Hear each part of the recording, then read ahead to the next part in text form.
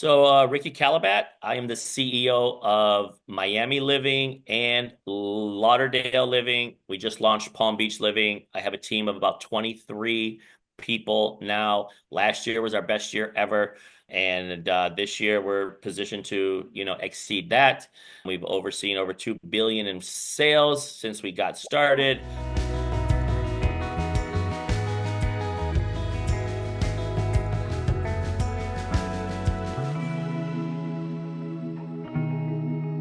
All right. I am Tony Deutsch with Keller Williams, Atlanta Perimeter, and this is Motivated Realtor. Today, I am sitting down with top agent out of Florida, Miami, Fort Lauderdale, Palm Beach, Ricky Kallabat. Top agent, he's going to maybe give us some insight, some tips, help us as agents get better at what we do. Let's check it out. Good morning, sir. How's your day going? Well, I've already had my team call, my morning huddle. Now I got you, and then everything starts to explode. I got you. Well, hey, I want to say I am grateful for your time. I am incredibly appreciative of you taking a few minutes of your day, your busy schedule, to sit down with me. So thank you again. Just want to say I appreciate that. If you had a crystal ball to tell you about yourself, your life, the future, anything else, what would you want to know? So for me, I've experienced a lot of death in my life. I'm the youngest of five kids. My parents have passed on. Three of my siblings have passed on. All of them, let's see, my mom was at 83 years old, and Hmm. everyone else passed away at 69 or younger. And so it's kind of always been in my head like, oh my God, I got to do all this stuff because I don't know what's going to happen. So, I've always been so since all of that, I've been trying to structure my life differently, understanding that our time is limited, which has helped Hmm. propel me to be, more intentional and focused on, the priorities in my life and not waste time. And, that has helped me, push me over the last, at least 5 years. So if I really could know, I would like to know how old am I going to be when I'm gone? Wow, that's Right? powerful, right? Hmm.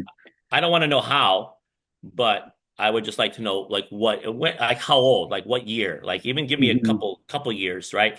Just so that, because I've been frantically checking things off my bucket list, you know, doing Hmm. all the stuff that I've been always wanted to do. And I think a lot of people have, right? Since COVID, a lot of Yes. people have been in a rush to do those things that they've always wanted to do. And that's great. And I think it's great. But for me, it's not just about what I want to do because I've done a lot of things already. It's how do I want to set up my legacy and my generational wealth plans that I have for my family. That's fantastic. And I think, you just saying, knowing already, hey, tomorrow's not promised. And that's because you've dealt with that in your life. That's incredibly important to know that. And I think that does help people be like, hey, like, maybe it's time to step up and do whatever I want to do today because I don't know what's coming tomorrow. So thank you for sharing that. I read about that in the culture code. So I appreciate you answering that because that is kind of like a odd question. So tell me about your career and your business. What made you? So I got into real estate 24 years ago, I guess, 23 Hmm. maybe. And I was a stockbroker before that. So I had already understood business and, a lot of my high net worth clients were in some capacity in real estate. So I said, you know what? I need to learn more about this real estate thing. Let me go get my license. So Hmm. I went and got my license, started part-time like a lot of people do, and I had two jobs and powered my way through it and started replacing my day job with my side hustle. And it's been a beautiful thing. So I started in Michigan, which is where I'm from. Okay. Yeah, I love when people are like, "Oh, you're a part timer." I'm dual career. I'm working 80 hours a week. I am not part time. I'm working two of what you do, and so that's what. Anytime someone said that to me, I was like, "No, let's pump the brakes." Yep. Because Yep. it's Yep. hard. It's hard working two jobs, and everything else we've got to juggle in life, right? So now over those 24 years, right? You started as dual career, then into real estate only. How long did it take you to, because you have a team, how long did it take for you to build your team? I mean, I quickly learned I was good at building relationships and getting leads. And Hmm. so when you have more leads than you know what to do with, you start to add leverage in your life, right? So that started fairly quickly once I started going full time. And I had like three people on my team. And this was way back in 2006. And I was the number one team in my office in Michigan. And then I knew I didn't want to be in Michigan. So, kind of one of my greatest accomplishments was to have the courage. It's a long story, but I'll just make it short. I ended up accepting a position as a managing director for a real estate brokerage in Dubai. Wow. Okay. So in 2008, if you recall, while the market was crashing, basically like a few months before the global financial crisis, I Hmm. had moved halfway around the world, not knowing anybody, to take on this new position. Wow. And so how long did you stay in Dubai? I was there for 2 years. Okay. So obviously there's a lot of money in Dubai and there's a global financial crisis. Was the market as bad there as kind of what we saw here? How did that treat you there? No, it was fantastic, actually.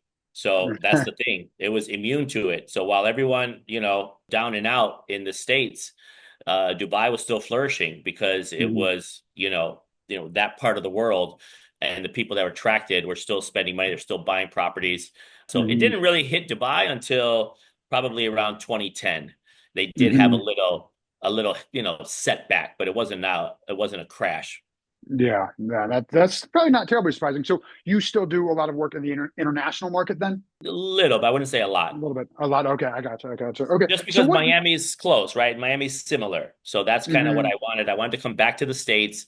I wanted a similar lifestyle. I love Dubai. I loved it. I loved it. I love it. Now, of course, you start to hear a little more. You see it all over social media and everything. Now it's a little more, prevalent. But back then, nobody knew about Dubai, right? Nobody knew about it. And I Mhm. loved it because it was like still a little bit undiscovered, and it was Yeah. fabulous. It was fascinating. I know. So I wanted that lifestyle. I loved my life, but I wanted it back. I wanted to come back to the States. And, I looked at the map and I'm like, where can I go that's similar with the sun, the sand, the water, tall buildings, international feel, and hallelujah, Miami showed up. So then, all right, you started about 2001 then? Yeah, 2002. 2002, started new agent, dual career. 2008, started completely over in a new country, knowing nobody. And then 2011 to Miami, started over again, knowing nobody. Maybe you had some connections in Miami and rose to a top agent again. So that just shows you how possible it is when you put your mind to something, right? To excel and be good. You're Can you right. talk about that? What drove you, to continue to just push yourself and start over again and again? So that's a great question. And for me personally, and I don't know if, maybe others can relate to this or resonate with them. Sometimes when we surround ourselves by a certain group of people, they see us as a certain person. Hmm. And once you have been labeled as that type of guy, it's very difficult to change someone's perception of you. However, if you go somewhere where nobody knows who you are, you can be exactly who you want to be, and you show them the person you want to be. And guess what? They believe you because they don't know any other. So for me, it was the way I could transform my life in a way that was alter the trajectory of my success. Wow. Show up as who you want to be. Right there. Hey, that's worth price of admission in my mind. So I think that's really great. Thank you for that. Wow. So what is your superpower, right? Do you think that's your superpower right there, showing up as who you are and your drive, or what would you say your superpower is that keeps you going? I never went to college. I Hmm. grew up in Detroit. We're a poor, proud family. We were a loving family. And, we just didn't, we weren't exposed to, we were a little bit poor, so I couldn't afford to go to a college. And, so I never had that higher level education. Hmm. Um, And so, however, when I went, that's why Dubai was a big step for me because it automatically I went onto another playing field, right?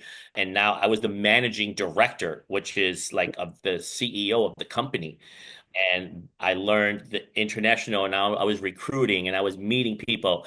And, I'm very much interested in people in different cultures, which is why I like the international thing. And that education got me to be able to be interviewed and hired as a team leader, which is essentially a managing director of a Keller Williams office in Miami. And once I Mhm. became a team leader, then it was like the Harvard University of Leadership. Then I was being sent all over the country with the greatest minds in real estate and business and coaching and consulting.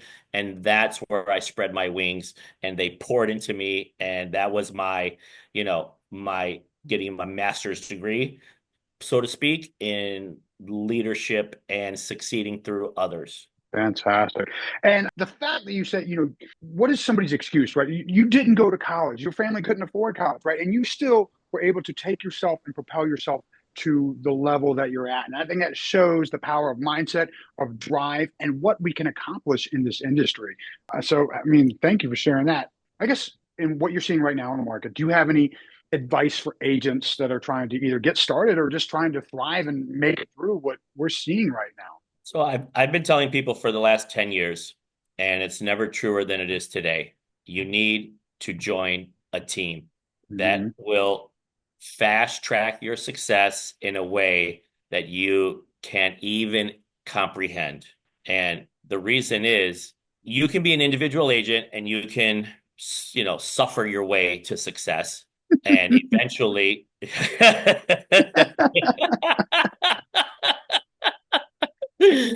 but eventually, you're going to either need to start a team or Mhm. join a team because the future of real estate, which was started 10 years ago, is the client wants to be serviced by a top producing team that one individual will never be able to compete with. So that's number Mhm. one. The other reason is if you join the right team, like I'm always looking for talent. Like right now, I just hired two new people last week and I still need, more. I'm always looking for talent because I've already built the systems.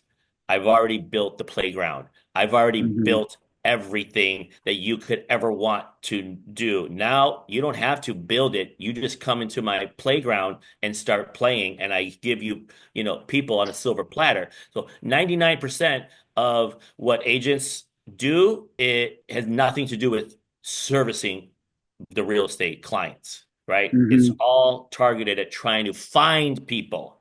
Yes. And I was saying, how much time do they waste sometimes, right? Just trying to find the people doing the wrong activities. Correct. Doing the wrong activities, wasting their time on posting social media stuff that they think is being productive, but it's not. Hmm. Uh, Hmm. so the two hardest things about real estate is very simple. The two hardest things about the real estate business is number one, knowing what to do. Yep. And number two, finding the people to do it for. So if you had a built-in team that was delivering you people on a silver platter, you already have that checked. I know I have people. Now I need to know what to do. And that's why the team trains you and you can shadow somebody and you can have a coach and you can have somebody that walks you down the yellow brick road so that you can fast track your momentum, your growth, your success. And that's how you get off of the runway, right? Most people never leave the runway. Yeah. I mean, You don't make 87% failure rate. correct, right? You don't make money on the runway. You make Nope. money when you launch, you make money on the Hmm. landing, right? But Yeah. you don't nobody makes money on the runway. You make money when you land, and that's the closing table. And now, because you have all these systems, right? You're handing them on a silver platter. Do you find that sometimes agents can get too ahead of themselves and think, oh, this is too easy? And they're like, I'm out of here. Take it easy and be like, don't are unappreciative of what's being delivered to them? Or do you have more of your agents that come on board and say, hey, wow, this is great? They don't leave. So usually it's the latter because when I do an interview, I go right to my systems. I go right to the expectations and I say, Hmm. this is what your life is going to look like. And when I explain to them the process of what we do, why we do it, how we do it, and I do a presentation for them of what they're going to be doing for clients, If they eyes don't get big and they don't light up and go, "Oh my God, when can I start?" They're not a good fit for me. If Is- they can't appreciate what it is, then they'll never value it, right? They'll never value it. I need the person. That's why I prefer agents who have been in the business a little bit that have already mhm. struggled Yeah. because those Okay. agents, right? Because there's the learning cycle, right? You go from you don't know what you don't know, and then you go, okay, you do know what you don't know. That's where I want to get the people. I want people that do know what they don't know. Because then when they see what I offer, they're like, oh my God, I wish I had found you sooner. Because then they'll appreciate the value that, you know, a team or my team brings to the table. Yeah, and that's I think appreciating that is absolutely key. I was talking with a luxury agent, top producing team out here, and she's like, one of her agents, their head was getting a little too big for their britches. And she's like, "Look, you need to pump the brakes, or you're off the team. You pump the brakes." Right. um, yeah, I think yeah. I'm gonna go back to my notes here because I just turned the page, but yeah, knowing what to do and finding the people and you being able to hand that to people and provide all the systems is such a great value for agents. And I think you're right. I mean, I'm in the process of working towards building a team, right? So you talked about suffering alone. I already did a little bit, right? Had to figure a lot of things out as a dual career agent, but I'm also, I mean, I went to college, but I'm also self-taught in so many things I did in my life. So kind of beat my head against the wall and I'm getting there. So do you have any, what you're seeing in the market? Do you have any great tips or best tips for home buyers and home sellers right now? The market of the moment is we are in a buyer's market. So, what does that mean? Mm. Is that inventory has gone up and the demand has not kept up with the inventory. So, we already heard everyone was waiting for the election. Election's done. Everyone was waiting to see if interest rates are going to go down back to that juicy 4%. That is Never, not happening ever. anytime soon. And most likely not for a long time. So I think people finally got the writing on the wall. So the people that have been on the sidelines, that have been waiting, they finally realized, you know what? I can't wait anymore. I'm not going to get 4%. Yeah, I got this juicy 3%, but I need to make a change and my payment is only going to go up by this much, but it's worth it to me, right? Mhm. Because people are not living in a house anymore, right? People used to buy a house. People are not buying houses anymore. They're buying lifestyles. That is true. And that is what is more their priority is to get their new lifestyle that they want. And the house just comes with it. Absolutely. So you guys are down in Miami. It's a buyer's market now. We're still in a seller's market. We're longer time on market. However, it's definitely Atlanta's a growing city, so we probably won't transition to a buyer's market. The buyers have gotten more leverage as far as negotiations, which is great because that's a healthier market. So when you're dealing with sellers in a buyer's market, what's the conversation look like on that side? Sometimes they need to just understand because we're also in a declining market. Prices are going down. So if you really want to sell, you need to jump the line, I call it. Jump the line, and you need to be position the property that will be the next one or two sold based upon the information. And they're either ready to hear it or they're not. The biggest factor contributing to anyone's decision-making process is what? I mean, I guess where they want to go, but it's really their goals, right? What's the end goal? Like, why are they? What's the reason they're making the change? Because if they just want to test the waters, in a declining market, then Right. they're not doing the right. They're not making the right decision. So you're 100% correct, Tony. And I'm going to sum it up in one word: motivation. That's the number one job that we have is to uncover what is someone's motivation. Because if we don't understand that, it's very difficult for us to strategically curate something that is going to be in their best interest, knowing what their end goal or destination is. Yeah, absolutely. I like how you put that. Uncovering the motivation allows us to strategically curate. That is fantastic. Beautiful. Well said. Well said. I have one other, actually, just kind of a fun one. So I always like to ask people, and this is just kind of a spur of the moment question. Do you have like fun closing tips? Like one of the things I tell my clients at the closing table is, hey, first thing you do when you're moving into a new home is make your bed. Why? Because you don't want to be unpacking all day long. And it's 1 o'clock in the morning, and now you got to make your bed, right? You can shower and crash. You got anything like that for buyers or anything at the closing table? Just kind of a fun little tip. Huh. I mean, I would say to most people, they're usually so much want to speed up the process, and I tell them to slow down. I say, you know Hmm. what? Because they all sometimes they'll say, "Oh, I want to change this, I want to change that, I want to do this, da da da," and then sometimes they're too quick to do it, and then they regret it. So I actually tell people, you know what? Move in, don't do anything for a little while. Start to feel what the flow of the home is. Start to take your time and, consult with people and get, a couple of ideas, because then once you start spending money, once you start changing things, you don't want to have to, oh my God, a year later, oh, I wish I did this, I wish I did that. And then you start to have regrets. And if you want to live there for 5 years, then you're not going to be happy. That is not, I really like, that's an awesome tip because so many people want the move in ready or they want to get it done right away, right? We're closing, they're handing the keys to the contractor and they're knocking walls out.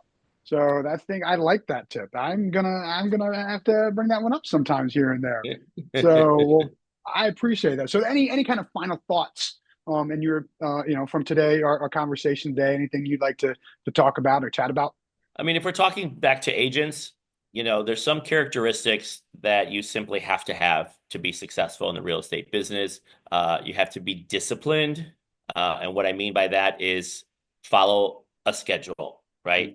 Mhm. And relentlessly interrogate your schedule, your calendar, what you allow on that calendar, and things that are getting in the way of you actually being successful. So that's number one, your commitment and showing up and doing the things that must be done, but you just don't see an immediate result. And that's okay, Mhm. right? That's okay. You just need to come back and keep doing it, right? The same thing. You go to the gym, you go for a week and you don't see any results and you quit, or you start a diet and you don't see a result and then you quit, right? So Mhm. just understand your goal is not the destination. We have a saying, you have to fall in love with the process, fall in Yes, love absolutely. every day with the journey. So actually, I'm going to leave you with this because this is something really powerful that I saw, over the holidays and the new year. And you see all these like little memes on social media or whatever. And there was one that kind of hit me between the eyes, and it's really true.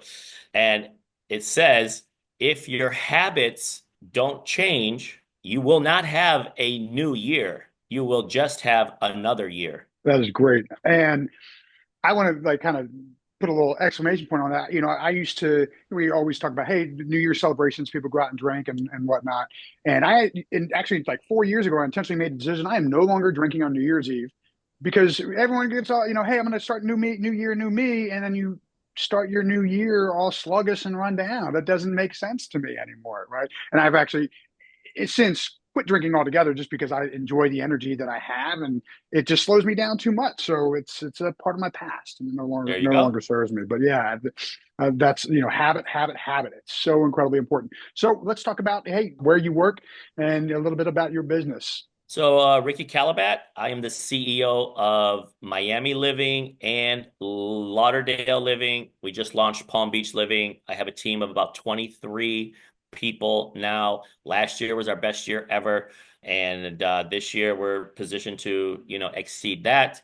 We've overseen over 2 billion in sales since we got started, over 500 five-star reviews. So South Florida, Southeast Florida, Miami, and Fort Lauderdale. That's our jam. We help buyers and sellers. Our average sales price is over about 1.1 something. So we do focus on the luxury space, Mhm. but because we have a big team, we can handle all price points. Fantastic. Wow. 1.1 million average price point. I need to get my numbers up there. Step it up. Uh, Perfect. Well, I look forward to meeting you in person one day. Hopefully we'll run across each other at either, I won't be at family reunion this year, but I will be at Mega Camp. So one day we'll hopefully cross paths. Yeah. So thank you. I'm truly grateful for your time. I appreciate you. Perfect. You got it, brother. All All right, right. best Take care. wishes. Take care. Bye-bye. Bye. All right. I am Tony Toits with Keller Williams Atlanta Perimeter. And that was an absolutely amazing interview with Ricky Kallabat, top producer out of Miami. He started his business 2021, went to Dubai knowing nobody, worked there, and then moved to Miami a few years later and became a top producer in Miami. No formal college education, top agent. What are your excuses for not making it happen? It is up to you to do the work. And if you do the work, you can absolutely be incredibly successful in this industry. Over $2 billion in sales, average price point of $1.1 million, works the luxury market. Started out knowing nobody in Miami 12 years ago. So that shows you the possibility of the upward trajectory. That shows you exactly how much is possible in this industry. Let's go talk about some of my key takeaways in this interview today. So first of all, one of the things he talked about was who you surround yourself with, how you are viewed. Once you are labeled, it's hard to change that label, unless, of course, you go to someplace new. Now, that being said, once you are labeled, that can help you become a better version of who you are, right? I know that people see me as an incredibly motivated individual. That motivates me to do more, to work harder, to push harder, to elevate my skill set, to elevate my career so that I can do more for others. So the label that is generated by your actions and your activities can help you or it can be a detriment. The choice is yours, right? To put an exclamation point on that thought, show up as who you want to be, and that is who you will become. Another one of Ricky's thoughts are join a team or start a team. One or the other, it's going to help get you moving faster. I, of course, have been on my own. I've been a solo agent, and I am working towards building a team. But it has taken me longer to figure everything out on my own than maybe if I had joined a team. However, I'm doing okay right now, so I'm going to keep going the path I'm on and build my own team. All right, Ricky also mentioned two of the biggest things that agents need to do and have a hard time with are knowing what to do and finding the people. That's it. You got to know what to do, how to find the people. And you do that and you run a business. A lot of agents don't know what to do, and that's hard for them. So you need to be intentional about finding the work. And how do you do that? Educate yourself, shadowing other agents, maybe joining a team, checking out videos on YouTube to say, hey, how are other agents doing it? And let me just do the exact same thing. And eventually the business will come. That's how I built my business. I did not know what to do when I first started. I literally had no idea how to build a business in real estate when I got started. I just said, I'm going to do the work. And I listened to as many podcasts as I could, watch as many YouTubes as I could, and I landed on cold calling. That's how I built my business. And again, one of the other things you talked about is market of the moment. What market are you in? Are you in a buyer's market? Are you in a seller's market? Now is absolutely not the time to test the market. I'm going to see if I can get top dollar for my home. In Miami, it's a buyer's market. Definitely not the market to do it. Even Atlanta, it's a seller's market. It's still not the market to test the market to see if you can get top dollar for your home, because it's probably not going to happen. You're wasting your time, wasting your agent's time. I guess for agents, I think a really big takeaway is you want to find the seller's motivation. Period. What is their motivation for making a change in their life? If you can't find that motivation, then you're not going to be able to ultimately help them get to the finish line that they want to get to. Another great tip for agents Ricky mentioned is follow a schedule and be relentless about the schedule. You need to make sure you are following that every single day. Build that habit, do the activities, and eventually you're going to get the business will follow and the paychecks will follow. Finally, he mentioned, hey, the goal is not the destination, it's the activities, and you need to fall in love with the journey. Because by doing that, you ensure that you keep doing the activities and you get to where you eventually want to be. I am Tony Toits, and this is Motivated Realtor. I am an Atlanta-based real estate agent trying to help other agents get better at what they do. And for the record, I do pay 35% referral fee to all of my referral partners. I believe in delivering Disney-level service, creating clients for life, creating raving fans, doing all the things that are required to build that client for life. So if you've got someone that's moving here or someone that lives here and could use some help, please give me a call, send me an email. I'd love to have a conversation about how I can help you get better at what you do. I'm always happy to jump on the phone and do that as well. That being said, stay motivated.